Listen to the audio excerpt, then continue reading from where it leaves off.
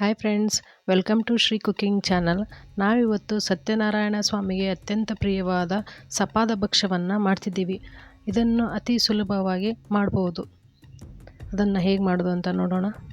ನಾವಿಲ್ಲಿ 2 ಕಪ್ನಷ್ಟು ಹಾಲು, ಅದೇ ಕಪ್ಪಲ್ಲಿ ಅರ್ಧ ಕಪ್ನಷ್ಟು ತುಪ್ಪ, ಹಾಗೆ ಸ್ವಲ್ಪ ಗೋಡಂಬಿ ದ್ರಾಕ್ಷಿ,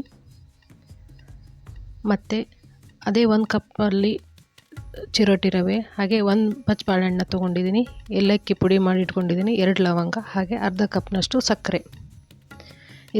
ಇದನ್ನೆಲ್ಲ ರೆಡಿ ಮಾಡಿ ಇಟ್ಕೊಂಡಿದ್ದೀನಿ. ಇವಾಗ ಒಂದು ಪ್ಯಾನ್ನ ಬಿಸಿಯಲ್ಲಿಟ್ಟು ಅದಕ್ಕೆ 4 ಸ್ಪೂನ್ ತುಪ್ಪವನ್ನು ಹಾಕಬೇಕು.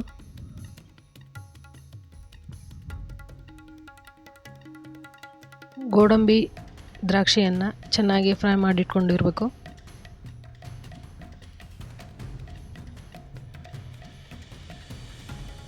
ಶ್ರೀ ಸತ್ಯನಾರಾಯಣ ಸ್ವಾಮಿಯ ಪ್ರಸಾದವನ್ನು, ಪೂಜೆಯನ್ನು 12 ತಿಂಗಳ ಕಾಲ ಯಾವಾಗಾದರೂ ಮಾಡಿದರೆ ನಡೆಯುತ್ತೆ. ಇಂಥದೇ ಟೈಮು, ಇಂಥದೇ ದಿನ ಅಂತ ಏನೂ ಇಲ್ಲ.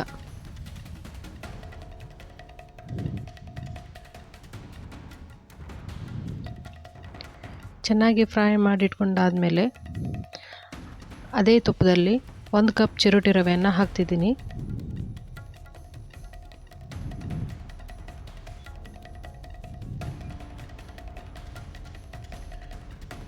ಇದನ್ನು ತುಂಬ ಚೆನ್ನಾಗಿ ಫ್ರೈ ಮಾಡ್ಕೋಬೇಕು.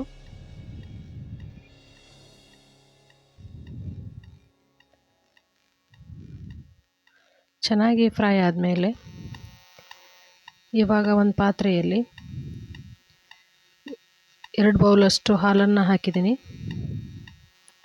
ಅದೇ ಬೌಲಿಂದ 1 ಬೌಲು ನೀರು,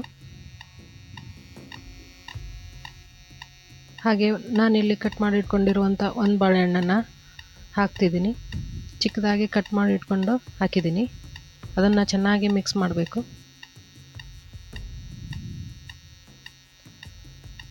ಅದೆಲ್ಲ ಕುದಿ ಬಂದ ಮೇಲೆ ಇವಾಗ ಅರ್ಧ ಕಪ್ನಷ್ಟು ಸಕ್ಕರೆಯನ್ನು ಹಾಕಿ ಚೆನ್ನಾಗಿ ಮಿಕ್ಸ್ ಮಾಡಬೇಕು. ನಂತರ ನಾನಿಲ್ಲಿ ಫ್ರೈ ಮಾಡಿ ಇಟ್ಕೊಂಡಿರುವಂಥ ರವೆಯನ್ನು ಹಾಕಿ ಚೆನ್ನಾಗಿ ಮಿಕ್ಸ್ ಮಾಡ್ತಿದ್ದೀನಿ.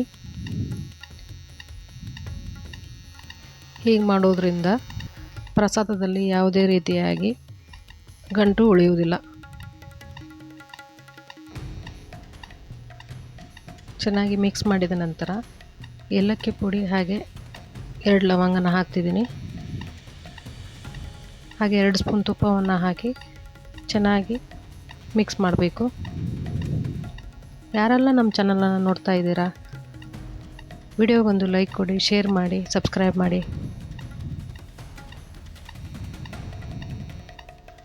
ಹಾಗೆ ನಾವು ಹುರಿದಿಟ್ಟುಕೊಂಡಿರುವಂಥ ಗೋಡಂಬಿ ದ್ರಾಕ್ಷಿಯನ್ನು ಹಾಕಿ ಚೆನ್ನಾಗಿ ಮಿಕ್ಸ್ ಮಾಡಬೇಕು.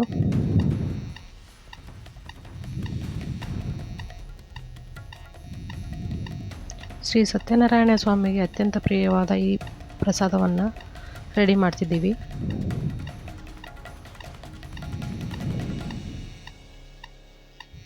ಒಂದು 2 ರಿಂದ 3 ನಿಮಿಷ ಹೀಗೆ ಬೇಯಿಸಲಿಕ್ಕೆ ಬಿಟ್ಟು 2 ಸ್ಪೂನ್ ತುಪ್ಪವನ್ನು ಹಾಕ್ತಿದ್ದೀನಿ. ತುಂಬಾ ಸ್ಮೂತಾಗಿ, ತುಂಬಾ ರುಚಿಕರವಾಗಿ ಬರುತ್ತೆ.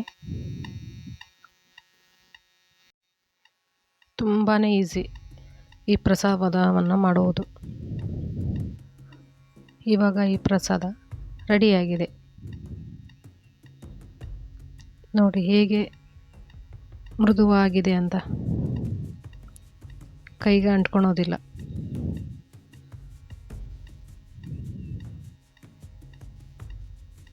ಶ್ರೀ ಸತ್ಯನಾರಾಯಣ ಪ್ರಸಾದ ಇವಾಗ ರೆಡಿಯಾಗಿದೆ. ಹೊಸ ರೆಸಿಪಿಯೊಂದಿಗೆ ಮತ್ತೆ ಸಿಗ್ತೀನಿ. ಧನ್ಯವಾದಗಳು.